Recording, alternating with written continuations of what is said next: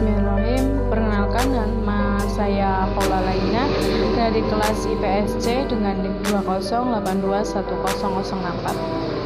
Saya di sini untuk memenuhi tugas ulangan tengah semester mata kuliah Bahasa Indonesia.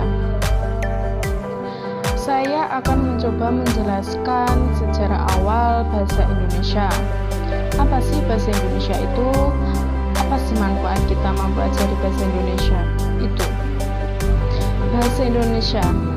Bahasa merupakan alat komunikasi antar masyarakat yang berupa lambang bunyi yang diucapkan oleh alat indera pengucap manusia. Bahasa Indonesia merupakan alat bahasa resmi negara Indonesia.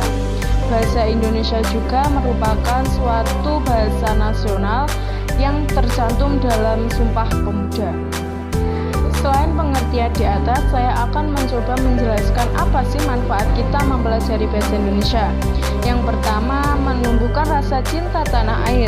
Yang kedua, melestarikan bahasa. Yang ketiga, menambah wawasan dan pengetahuan. Dan yang keempat, mempermudah kita dalam berkomunikasi.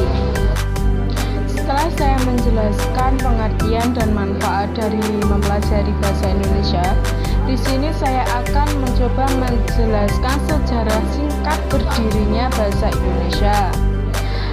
Bahasa Indonesia diresmikan pada tanggal 28 Oktober 1928. Kedudukan bahasa Indonesia sebagai bahasa nasional dimungkinkan oleh kenyataan bahwa didasari oleh bahasa Melayu.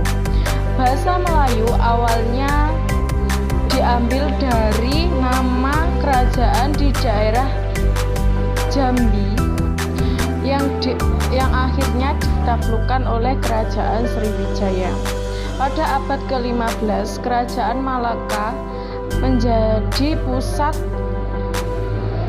keakomodasi perdagangan pelayaran yang berkembang pesat. Hal itu membuat bahasa Melayu semakin dikenal oleh masyarakat. Pada tanggal 28 Oktober 1928, para pemuda mengenai ikrar dan kedudukan bahasa Indonesia, menjadikan bahasa Indonesia sebagai bahasa resmi dan dijadikan sebagai bahasa nasional. Proklamasi kemerdekaan pada tanggal 17 Agustus 1945 telah mengukuhkan kedudukan dan fungsi bahasa Indonesia sebagai bahasa persatuan bangsa Indonesia. Di media massa, perangkat lunak, dan surat kabar lainnya, bahasa Indonesia dijadikan bahasa resmi Indonesia. Di wilayah Nusantara, bahasa Indonesia berkembang pesat. Hal ini menjadikan bahasa Indonesia sebagai bahasa persatuan dan kesatuan, terutama bagi rakyat Indonesia. Perkembangan bahasa Melayu mendorong rasa persaudaraan dan kesatuan bangsa Indonesia. Adapun beberapa faktor yang mendorong bahasa Melayu dijadikan sebagai bahasa Indonesia. Yang pertama, bahasa Melayu dijadikan sebagai bahasa language French oleh bangsa Indonesia. Yang kedua, bahasa Melayu sangat sederhana. Yang ketiga, suku-suku bangsa di Indonesia dengan sukarela menerima bahasa Melayu dijadikan sebagai bahasa Indonesia dan ditetapkan sebagai bahasa nasional. Dan yang terakhir, bahasa Melayu juga memiliki kesanggupan untuk dijadikan bahasa kebudayaan. Pada tanggal 28 Oktober 1928 bertepatan dengan Hari Sumpah Pemuda, pada hari itu juga bahasa Indonesia disahkan menjadi bahasa nasional dan memiliki beberapa fungsi, diantaranya yang pertama, bahasa Indonesia dijadikan bank identitas nasional. Yang kedua, bahasa Indonesia dijadikan kebanggaan negara.